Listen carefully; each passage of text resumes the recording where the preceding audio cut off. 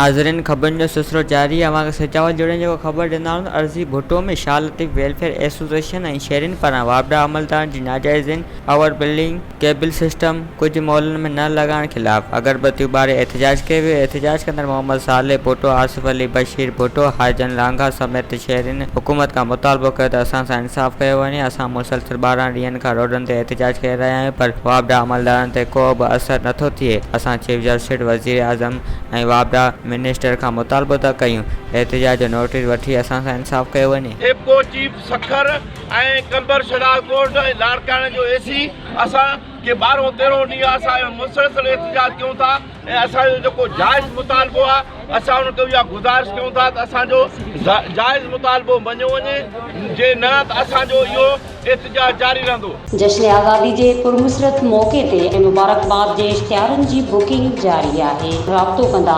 0308 3161 मज़ीद खबरों और तफसीलात के लिए विजिट करें हमारी वेबसाइट www.awamiNewsHD.com।